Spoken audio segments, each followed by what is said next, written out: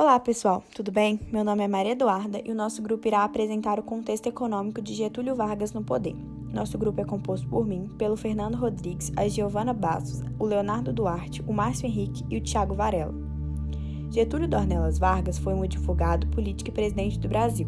Ele nasceu em 1882, na cidade de São Borja, no Rio Grande do Sul, e veio a falecer em 1954, quando cometeu suicídio no Palácio de Catete.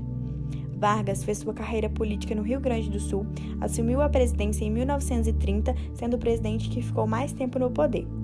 A ascensão de Getúlio Vargas ao poder acontece devido ao modelo político que existia no Brasil durante a Primeira República. A implosão desse sistema se concretiza durante a eleição de 1930. Nessa eleição, a oligarquia mineira rompe abertamente com a oligarquia paulista, pois o atual presidente Washington Luiz recusou-se a indicar um candidato mineiro para concorrer à presidência, sendo essa indicação para o candidato paulista Júlio Prestes.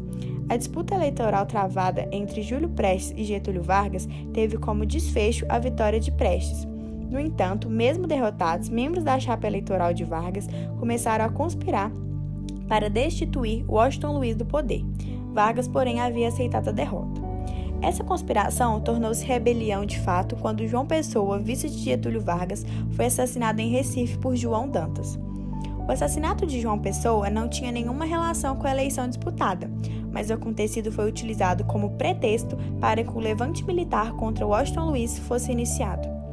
A revolta iniciou-se em 3 de outubro de 1930 e estendeu-se por 3 semanas. No dia 24 de outubro de 1930, o presidente Washington Luiz foi deposto da presidência. Uma junta militar governou o Brasil durante 10 dias e em 3 de novembro de 1930, Getúlio Vargas, que aderiu à rebelião quando ela estava em curso, assumiu a presidência do Brasil.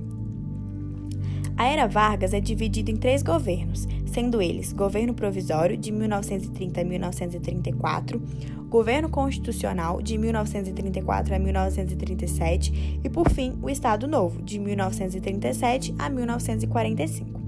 Seu governo é marcado pela sua aproximação com as massas populares, característica que fica evidente na fase do Estado Novo. Algumas das características da era Vargas são a centralização do poder, onde Vargas tomou medida para enfraquecer o legislativo e reforçou os poderes do executivo, ficando em maior evidência no Estado Novo. A política trabalhista, Getúlio atuou na ampliação dos direitos e benefícios, criando o Ministério do Trabalho, reforçando assim sua aproximação com as massas populares. Propagandas políticas. O uso das propagandas do governo de Vargas foi uma forma que encontraram de ressaltar as qualidades do governo, sendo uma marca evidente de Getúlio e que fica em evidência durante o Estado Novo com a criação do Departamento de Imprensa e Propaganda. Capacidade de negociação política. Vargas tinha uma grande capacidade de conciliar grupos opostos em seu governo. Getúlio está no período de transição entre 2 economias muito importantes para o Brasil, sendo elas a cafeeira e a industrialização. Entre 1905 e 1929, tivemos o declínio da economia cafeeira, enquanto em 1955 a 1979 tivemos a ascensão da industrialização pesada. Os anos do governo de Getúlio mostraram em relação ao auge da economia da República Velha uma redução na taxa de crescimento da população devido à redução do fluxo de imigrantes, uma aceleração no crescimento do PIB e da renda per capita pela urbanização e uma taxa de inflação 2 vezes superior devido à condução das políticas monetárias e fiscais em relação ao período posterior. É possível notar que os anos de Getúlio tiveram um crescimento econômico menos expressivo, mas em compensação não foram assolados pela alta inflação que acompanhou a industrialização pesada. Getúlio conduziu, então, uma ponte entre o passado agroexportador e o presente industrial e centrado no mercado interno. Agora vamos entender sobre como foi a economia durante os 3 períodos de seu governo. Na primeira fase do governo de Getúlio Vargas, ele assume o poder e logo começa a elaborar medidas para enfraquecer as oligarquias e tornar soberano a sua figura de presidente. Medidas das quais foram a suspensão da Constituição de 1881 por achar simplesmente que ela era frouxa, a instalação do Código Eleitoral de 1932, onde o voto passava a ser secreto e a permissão do voto feminino, a Justiça Eleitoral, onde uma fiscalização mais rígida nas eleições a fim de evitar fraudes e anormalidades, e a diminuição do poder dos estados e nomeação dos interventores federais no lugar dos governadores, e também o fechamento do legislativo em todos os níveis, como as câmaras municipais, assembleias legislativas dos estados e o Congresso. Logo que Vargas assume o poder, ele se depara com seu principal produto, o café, em constante desvalorização, uma baixa de 62% entre 1929 e 1932, devido ao excesso de produção diante de uma crise. José Maria foi escolhido para ser o ministro da Fazenda e decide continuar com a política de esperar para ver do governo anterior em resposta à crise de 1929. Esperar para ver consistia em manter a operação de caixa de conversibilidade de R$1.000 à taxa cambial fixa, e as importações livres e o continuamento do pagamento de serviço da dívida externa e a não intervenção da valorização do café pelo Estado de São Paulo. Com o abandono do padrão ouro da Inglaterra, o governo provisório decide agir de fato em 1931. Foram decretadas diversas moratórias, tanto no âmbito nacional quanto no internacional. O Brasil continua a não ter decisão quanto ao regime cambial em relação à substituição do padrão ouro. Foram efetuados cortes de despesas, negociações pontuais das dívidas da cafeicultura e busca de acordo com os credores externos. Também foram feitos escamos comerciais com a Alemanha e principalmente com os Estados Unidos. Com os norte-americanos, o Brasil trocou 1.275.000 sacas de café por 25.000 buchas de trigo, mediante a venda subsequente do cereal. O escambo do café por trigo rendeu ao governo cerca de 189 milhões de mil-réis, quantia que será de extremamente importância para uma estratégia bastante conhecida. Vargas decidiu usar o dinheiro da venda do trigo e também com a ajuda dos bancos ingleses para comprar todo o estoque excedente de café. Em 1931 foi criado o Conselho Nacional do Café, onde é tomado do Estado de São Paulo o poder de fazer o controle do preço de café.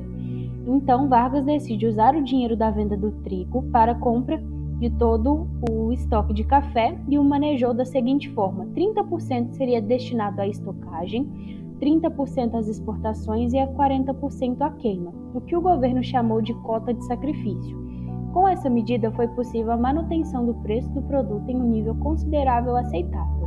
Estima-se que em 1932 e 1943 foram queimadas mais de 75 milhões de sacas de café, o que representava quase o triplo do consumo mundial em um bom ano. Em novembro de 1931, Oswaldo Aranha assumiu o Ministério da Fazenda no lugar de Whittaker, e logo foi formalizado um regime de taxa cambial única junto com o controle das importações, operados pelo Banco do Brasil, a fim de racionar divisas com uma base de critérios de utilidade. No período de 1931 a 43, foi vigorado um fundo em LOA, um novo empréstimo para a unificação dos empréstimos anteriores, em serviço da dívida externa brasileira, resultante da redução de cerca de 50% do serviço da dívida externa.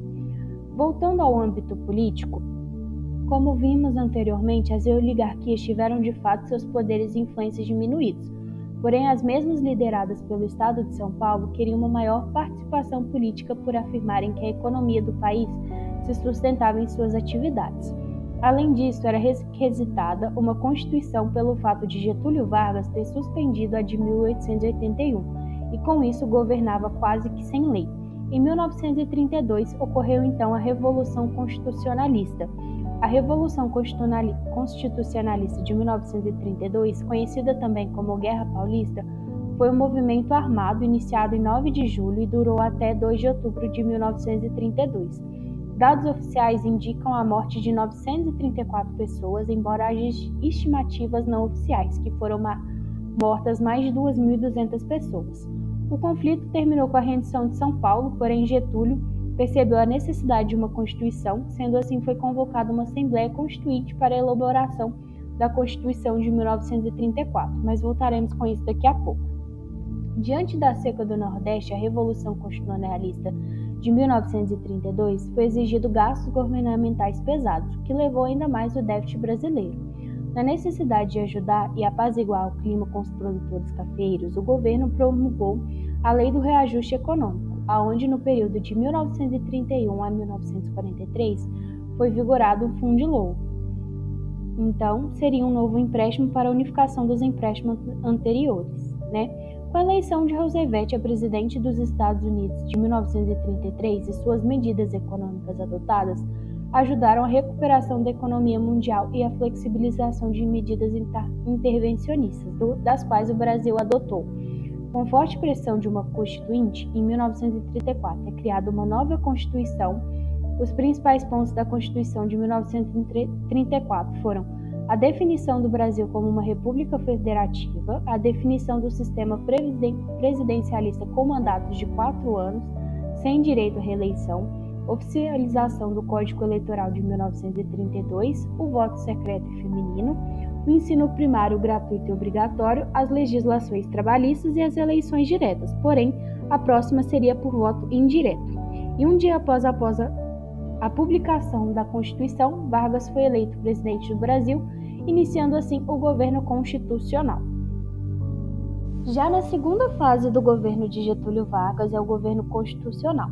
Com a oligarquia e os militares perdendo cada vez mais poderes, começou a surgir os partidos políticos. A Ação Integralista Brasileira, onde o AIB foi um movimento de extrema-direita criado por Plínio Salgado. O partido tinha inspirações do nazismo e fascismo. Para o AIB, o Estado deveria ser forte e o poder deveria ficar nas mãos de um único líder, pois esse único líder iria unir o país. Já a Aliança Nacional Libertadora, a ANL, era um movimento antifascista. Com o surgimento de ideias autoritárias, a ANL foi criada para combater esses movimentos, pois eles tinham muito medo de que poderia ocorrer uma guerra. Com as medidas econômicas tomadas, a economia brasileira começou a ganhar força novamente. Essas intervenções não fizeram com que o preço do café subisse, mas em compensação permitiu o saneamento das finanças e a recuperação da renda dos cafeicultores. Com isso, o PIB brasileiro cresceu consideravelmente, 8,9% em 1933 e 9,2% em 1934, fazendo isso com que o Brasil fosse um dos primeiros países a se recuperar da Grande Depressão.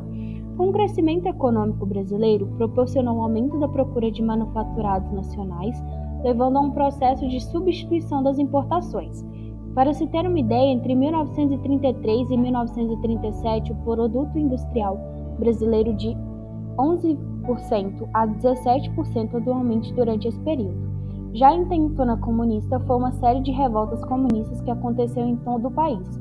O grande líder desse movimento comunista foi Luiz Carlos Prestes. A Intentona Comunista foi duramente reprimida pelo governo Vargas, surgindo daí um grande medo por parte do governo Vargas do comunismo. Após a Intentona Comunista, Vargas colocou o Brasil em estado de sítio. O estado de sítio é uma extrema medida federal em que o legislativo, o judiciário e as liberdades individuais dos cidadãos ficam sob o controle do governo federal. Com o estado de sítio declarado, os militares voltaram a apoiar Getúlio, começando a esboçar um novo golpe de Estado.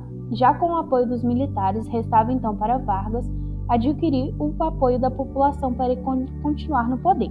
Com isso, foi elaborado o Plano Cohen.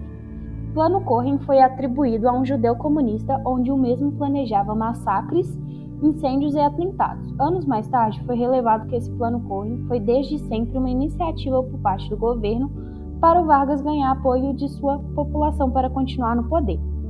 Em 1937, no programa Hora do Brasil, Vargas anuncia sua manutenção no poder, iniciando assim o Estado Novo. Junto com o início do Estado Novo, teve a nova Constituição brasileira, a Constituição Polaca. Essa Constituição dava ao presidente os seguintes direitos, como impor leis ao país, nomear interventores nos estados da União, com o fechamento das assembleias e câmaras municipais, ordenar a invasão de domicílios e a prisão de pessoas, censurar os meios de comunicação, extinguir os partidos políticos e a suspensão de novas eleições, proibição de greves e controles dos sindicatos. Essas foram algumas partes do nosso governo constitucional. E por fim, na última fase do governo de Getúlio Vargas, o Estado Novo, Então, apesar do Estado Novo ter começado apenas em 1937, ele começa a ser pensado a partir de 1934, onde Getúlio já planejava uma maneira de continuar no poder. Em 1935 acontece a Intentona Comunista, uma tentativa de os comunistas tomarem o poder. Logo após isso, Getúlio decreta a Lei de Segurança Nacional e a criação do Tribunal de Segurança Nacional. que ampliava os poderes presidenciais e utilizados para punir rigorosamente os réus da lei, respectivamente. O resultado final desse processo foi o golpe do Estado Novo, já em 1937, logo após a publicação do Plano Cohen, um documento falso elaborado por Olímpio Mourão que narrava um possível golpe comunista. Vargas ordena o cercamento do Congresso Nacional, obriga os parlamentares a retornarem para as casas, apresentando uma nova Constituição à nação e decreta o fim das atividades dos partidos políticos no país. A partir daí se dá início ao Estado Novo. Apesar de ser conhecido como um regime muito autoritário, o Estado Novo se destacou também na história econômica ao iniciar um processo de industrialização baseado em uma intervenção econômica do Estado na economia e na substituição da importação, permitindo ter um grande investimento no setor industrial. Esse modelo ele foi adotado diante da admiração de autoridades do Estado pelos avanços que países como a Alemanha e a União Soviética O investimento ele ocorreu em grandes quantias monetárias em empresas estatais, principalmente no setor de siderúrgica, mecânica pesada, química e hidrelétrica, com o objetivo principal de criar condições às inúmeras empresas que necessitavam de energia elétrica, transformações de metais e elementos químicos para a continuação das atividades produtivas. Houve também a criação de institutos no ramo econômico para sistematizar a execução e o planejamento da política econômica, como o Instituto do Café, Açúcar e do Álcool, além da criação da Carteira de Crédito Agrícola e Industrial em 1937, o Instituto Brasileiro de Geografia e Estatística, o IBGE, e o Conselho Nacional do Petróleo, juntamente com a Comissão de Planejamento Econômico. A Segunda Guerra Mundial também teve pontos a se destacar no cenário econômico do país, onde houve um estilo a importação de produtos agrícolas e uma dificuldade de importações de meios de produção, freando levemente o crescimento industrial. Apesar disso, o Estado Novo consolidou-se pela industrialização no país, que, somado ao autoritarismo da ideia fascista, caracterizou o Estado Novo como período de modernização conservadora. Apesar de se sustentar nos meios intelectuais, na elite e nos militares, o Estado Novo ele começa a ruir a partir do Manifesto dos Mineiros, onde personalidades mineiras exigiam o retorno de um regime democrático ao país, identificando que seu regime autoritário não teria vida longa.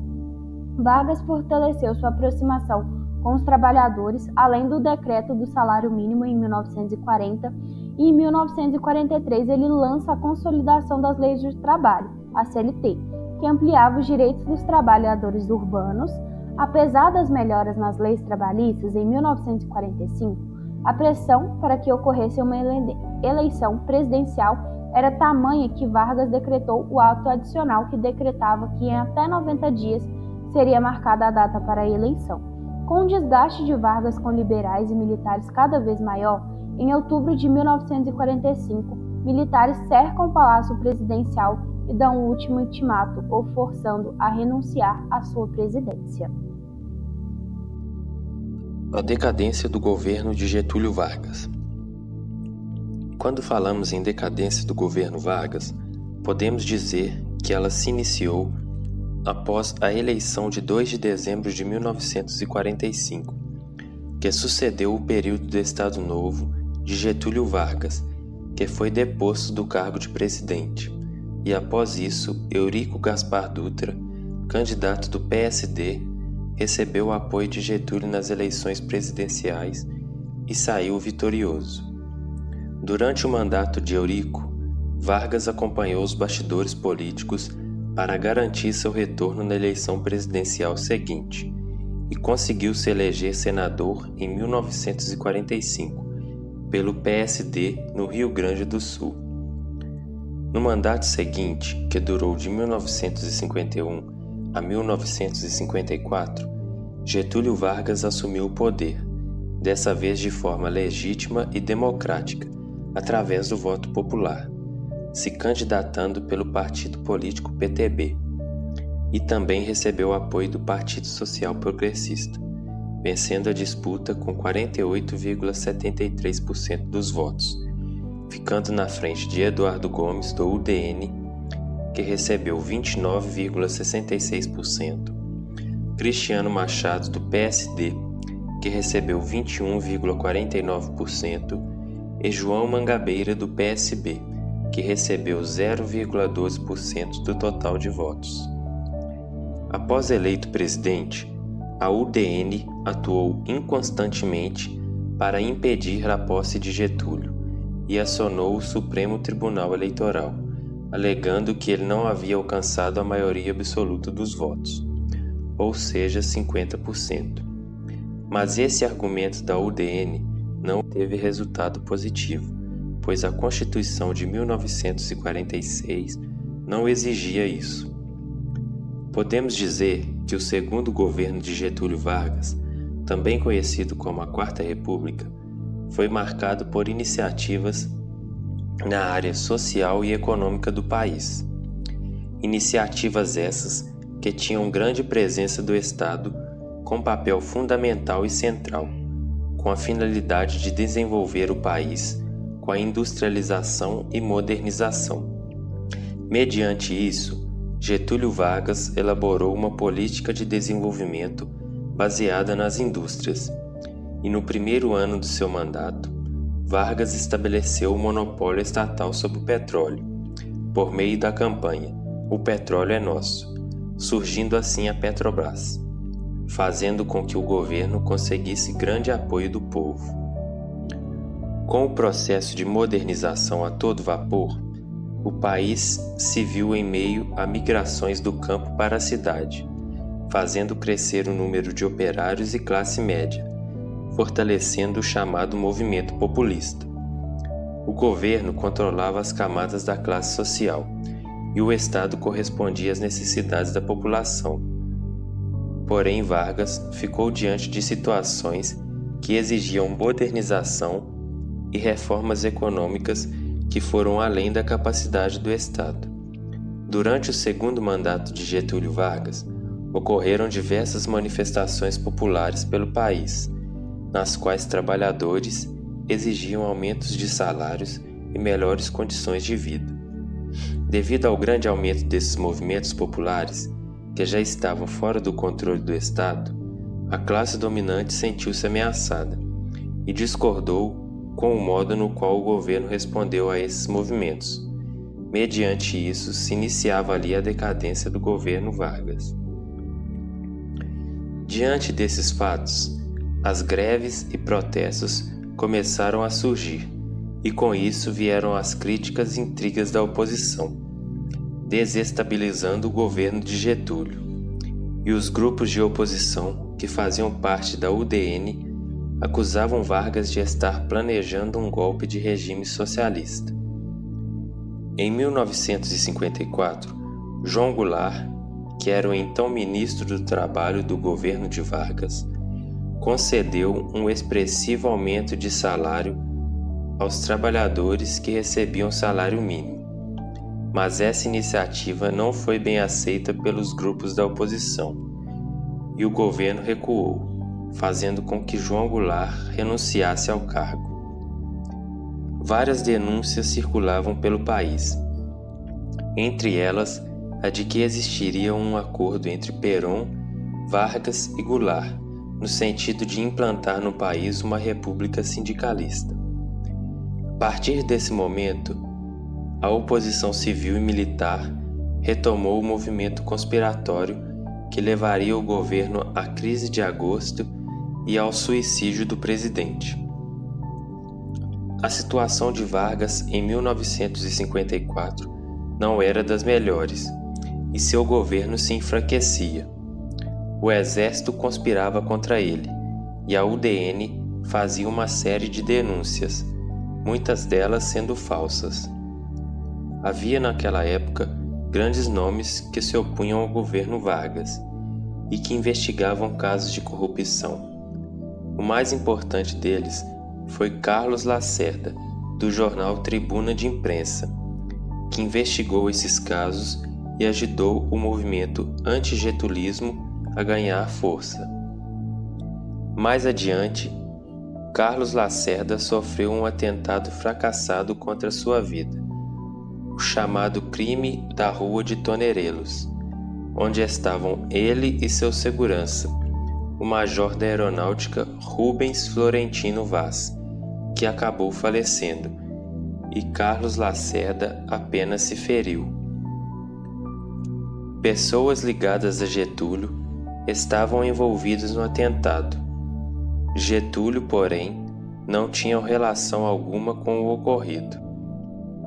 Acredita-se que a ação partiu de apoiadores de Vargas que tinham medo de uma queda do seu governo e, com a ajuda de membros do governo, acabaram convencendo Gregório Fortunato, que era guarda-costas de Getúlio, a contratar um pistoleiro para matar Carlos Lacerda.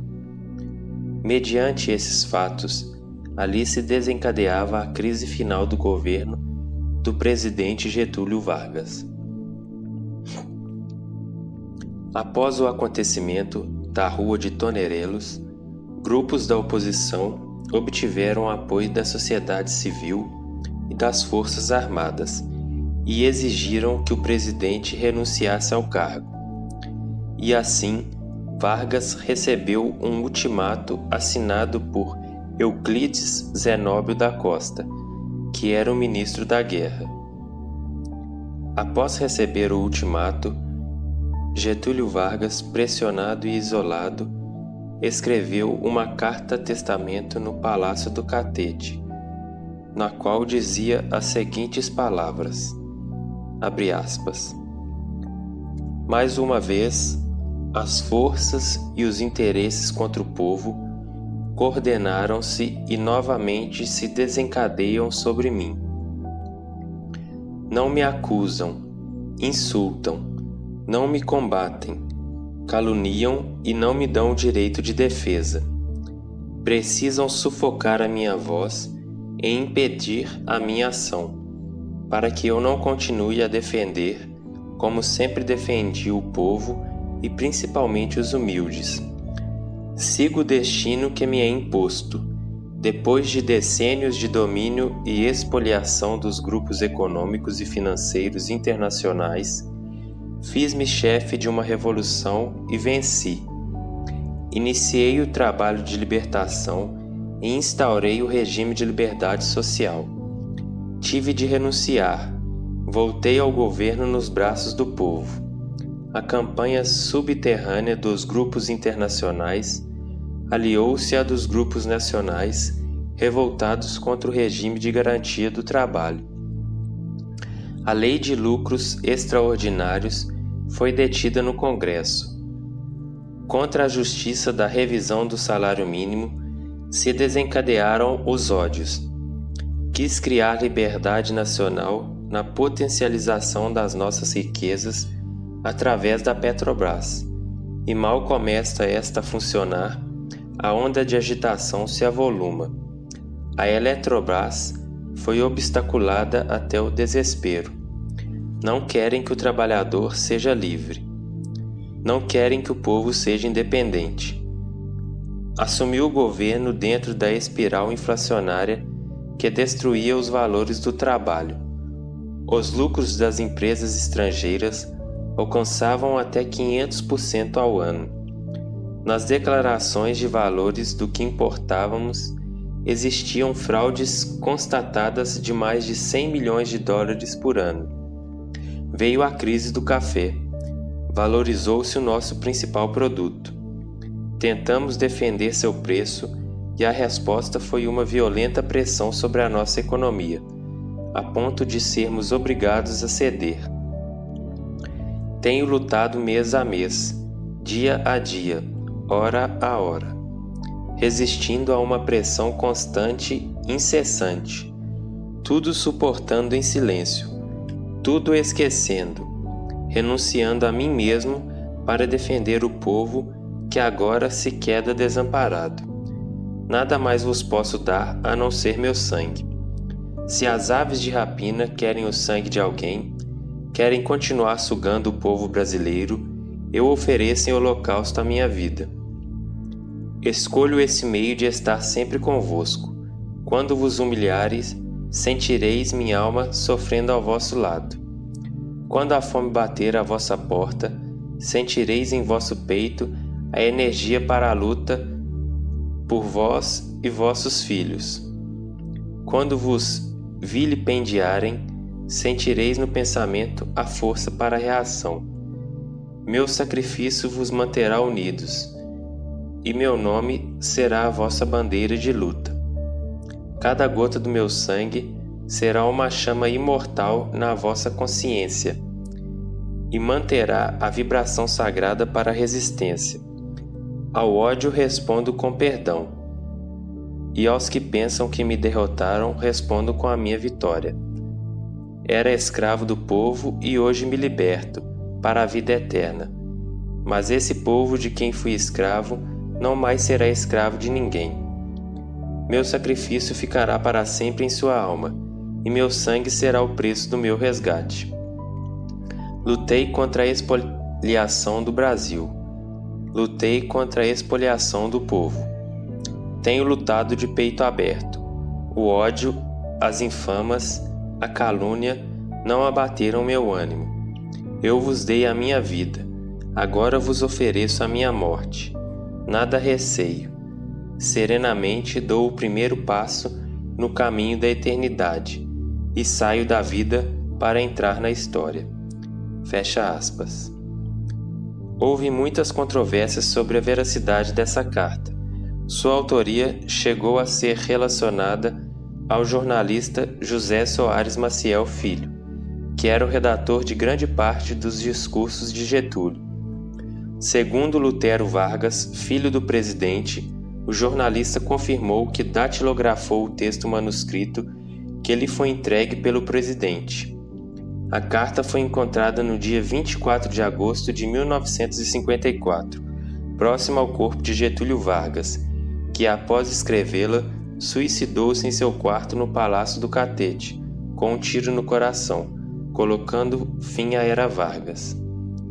O suicídio de Vargas gerou enorme comoção em todo o país.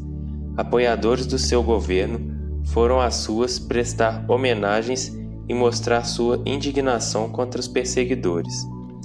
Carlos Lacerda fugiu do Brasil e retornou tempos depois, quando a poeira baixou e a sucessão da presidência foi feita pelo vice-presidente Café Filho, que ficou no cargo de 1954 a 1955 e prometeu assumir os compromissos firmados por Vargas, tentando resolver os grandes problemas econômicos da época, como a inflação e o déficit da balança comercial, através da limitação do crédito, a redução das despesas públicas, a criação de uma taxa única de energia elétrica e a retenção automática do imposto de renda sobre os salários. Além disso, para buscar apoio junto aos parlamentares na aprovação de tais medidas, Café Filho declarou que seu governo tinha caráter provisório e não tinha maiores pretensões políticas. É isso. Esperamos que vocês possam ter adquirido conhecimento sobre o que o nosso grupo apresentou nesse trabalho. De forma geral, podemos observar que Getúlio Vargas foi uma figura importante na história do Brasil e que seu governo foi extenso e com diversas fases, sendo marcado assim pela transição das economias cafeeira para a industrialização no nosso país. Espero que vocês tenham gostado. Muito obrigado pela atenção. Um abraço.